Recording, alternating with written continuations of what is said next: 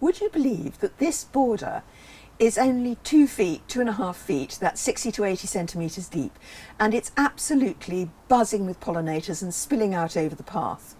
It's Alexandra here from the Middle-Sized Garden YouTube channel and blog, and I went down to Shalford House to talk to owner Paul Morrow and gardener Mart Veerhus about how they created this amazing border in such a small space. Shalford House itself is a large garden. It's got 10 acres, it's got garden rooms, it's got pools, it's got terraces. It's absolutely beautiful, wonderful woodland views, and it's open for the National Garden Scheme and garden tours. But whether you've got a large garden or a smaller garden, I think this idea of having a narrow border or a small border somewhere which is full of flowers is really worthwhile for 2 reasons. Firstly, a small area is much less to look after than a bigger one. This kind of gardening needs water.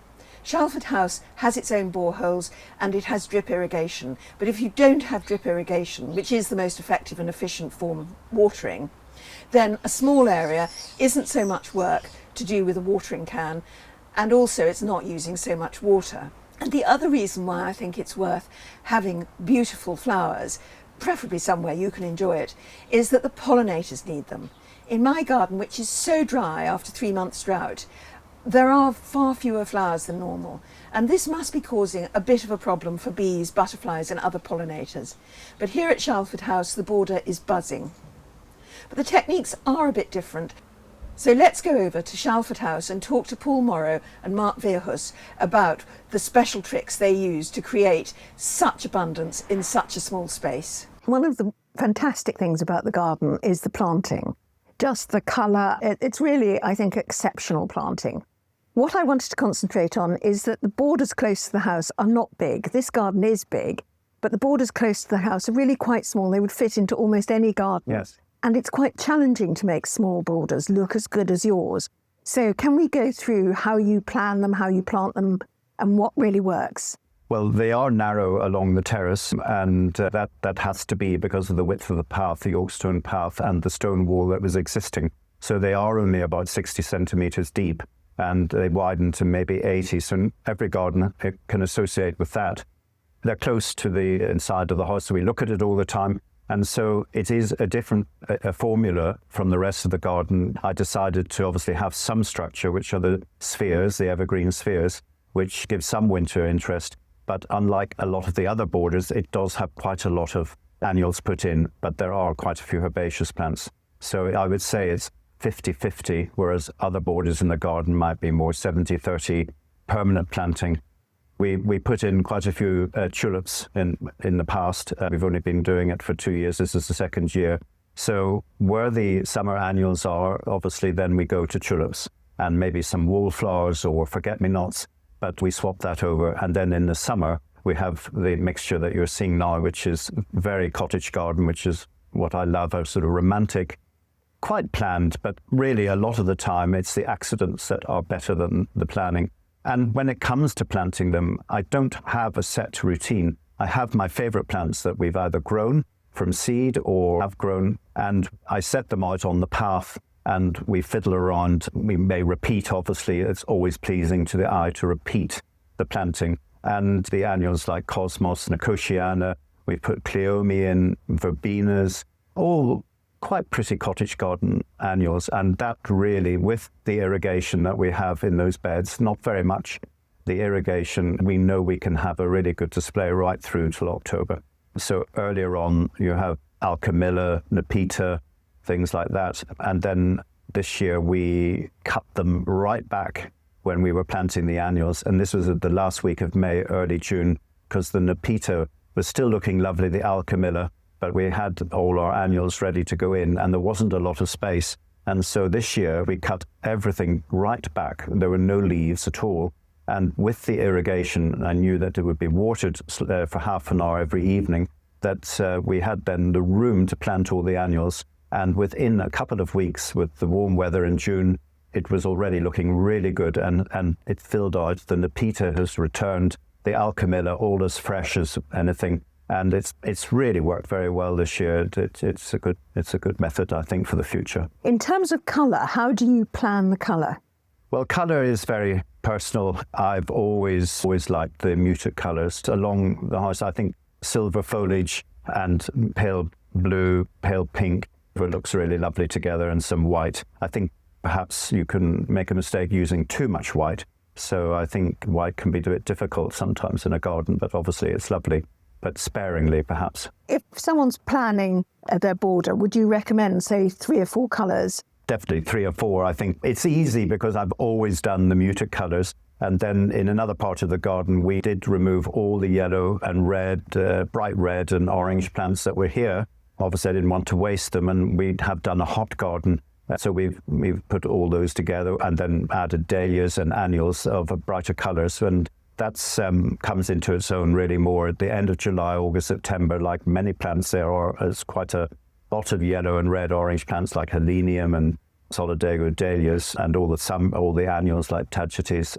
They all veer to that bright colour. And that's new to me, but I've really enjoyed doing it. And I think when we open in August, then people are very pleased to see another side of under the other colours. It's lovely to be able to have a bit of everything here, as it is a big garden. Before I was limited, but I've enjoyed experimenting and will carry on in the future.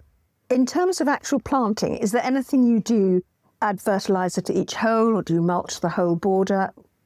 Well, we do mulch the borders with 2 or 3 inches of compost. That obviously is great for moisture retention and for keeping the weeds down. With a border that you're putting a lot of stuff into, you put the compost in, it is forked in earlier in the year. Ideally, you might do it in the autumn when you take all the annuals out, and then it is incorporated into the soil, but you might put a little bit again on when the plants are just coming up. When you remove the tulips and before you plant your summer annuals, you may have a fresh amount on the top. Once we've planted the borders around the house, we've done no weeding. I think 1 or 2 rogue weeds, but really none. We are very careful with, obviously, deadheading is so important to keep the annuals going. And after we did this cutback at the end of May, really, it's been labour-free other than deadheading in the evening, which, so although it looks very high maintenance, so it was planted in one day between myself and my gardener. And we obviously, as the season is going on, we are now staking some of the plants because they are getting taller. Mart has been very cleverly staking, and we do use hazel sticks as well, just to support some of the plants, to keep it as natural as possible. You don't really see the staking, which of course is the art of gardening, which is so important. That's what I really have enjoyed all my career. And are there any particular favourite plants that you've got in there? Anything that's what I call attract pretty and soft, they all attract insects. This year we have had many, many butterflies, which is great to see. The bees love them. It's a happy garden. We have a lot of wildlife, lots of frogs and newts and toads and grass snakes, and everything it's all there.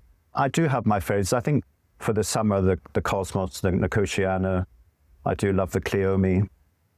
We've got lavatera, 2 or 3 varieties, and also verbena, I think, are lovely. We've got some that get quite large. I mean, almost nearly a metre across, which we grow from cuttings. Some favourite varieties, which are in lavender and blue and a darker purple, and a lovely deep red one, deep sort of claret colour, which gives a bit of depth to the colour scheme. But I can't think there are many plants I would say I don't like. I think there is a place for every plant, and in a large garden, I'm just grateful to cover the soil and fill the beds rather than any weeds.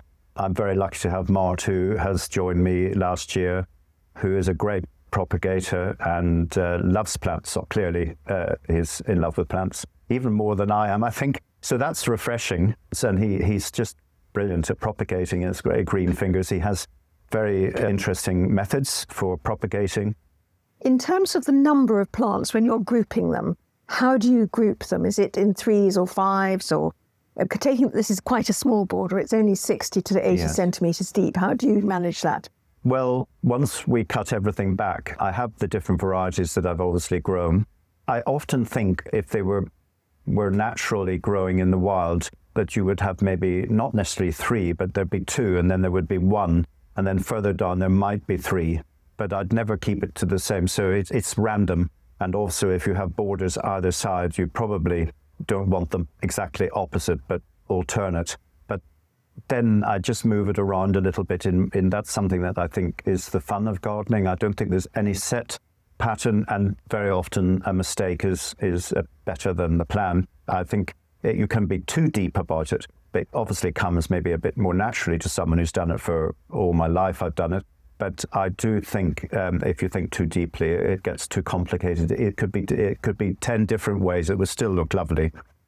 And in terms of repetition, roughly, much would you say you repeat the same plant all the way along those borders? I think if you're using several different plants and colours, you don't want to repeat it too often. It looks too planned. I think it's best just to maybe repeat it twice or three, depending on the length. It's actually the borders you're talking about are very long. Although they're narrow. If you were to imagine a watercolour painting, I just think it's quite nice to see the movement running through. It could be a small amount and larger, and then maybe a little bit in the distance. Try not to make it too pre-planned, I suppose. Looking all these plants you can see through to the lawn and beyond. It's romantic, and I think gives people a very good feeling. It seems to anyway, and it certainly does for me. And the other borders you've got near the house, which are those over there, they're actually really quite deep borders, aren't they? So yes, you're going from very narrow to very deep. Is there anything different about the deep borders that you think people should know if they're thinking? Well, then you can use much larger plants. So there are some very big shrubs in there, and then there's quite a big selection of herbaceous plants. These are completely mixed borders, which is more typical of the rest of the garden. It's going to be 30% shrubs, 30% herbaceous, and maybe 30 to 40% annuals, dahlias being included in the annuals, things that come in and out. It can be whatever mixture, but I think in a bigger border you do need more structure. And Mart also has some very valuable tips. When I came here first for my job interview, I've seen this bit of the garden, and it was in my mind, I've never seen garden more beautiful than that. And I think it's hard not to agree with me. And Paul already explained about the narrow borders, but I would like to talk about the height of the plants, because if you got a narrow border, then make it high. And especially it works even in a psychological way, that when we been tiny kids and the plants been big and around us, and we felt safe. And actually in our adulthood, we are looking for the same feelings that the plants are tall and around us, and it makes us more happy. But I want to say that in a winter time, it's very important that you got like some structure on the borders, and these Portuguese laurel balls will follow the borders all over its length.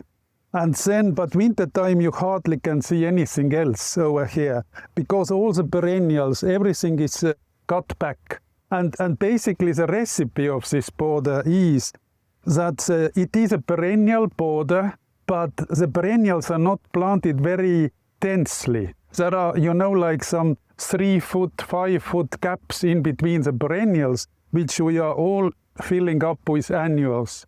And the annuals has been like slightly overlooked, but there is, like nothing more beautiful than them, like especially the second half of the season. This is one of the cosmos, which is called double-click cranberry. And a lot of things been self-seeding themselves just in a, like when we are tidying up the borders, if we can find some seedling, like not even in a very right place, we can replant it, but mostly we are just leaving it. And as Paul mentioned earlier, then the accident is actually the best thing to happen. We've got some grasses as well, which we haven't mentioned.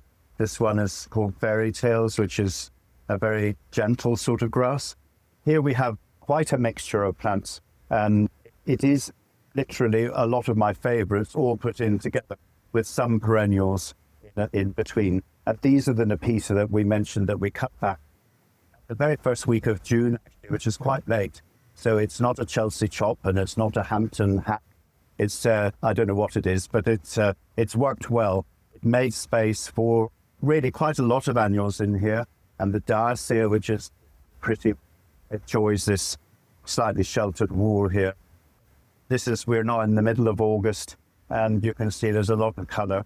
and there's just two drips of irrigation every 8 inches, and it's quite water efficient. Very little water used, half an hour every night in the middle of the night when it's cool, 3 a.m. in the morning. Preferably, that's the best time. Really, flowering since mid-June. We've had a really great show, but it is quite embroidery, effective mixture. It is quite natural, and there are not threes of anything. There are 1 and 2, and then maybe 1 or 3, but quite random planting. For another look at how people do their borders, there's a video coming up next with Paul and Francis Moscovitz, who have packed an enormous amount of colour into their borders, and they've used different methods again. But then that's the fun of gardening, because one thing works for one person, one thing works for another, and it's always good to experiment. So don't miss this video coming up next, and thank you for watching. Goodbye.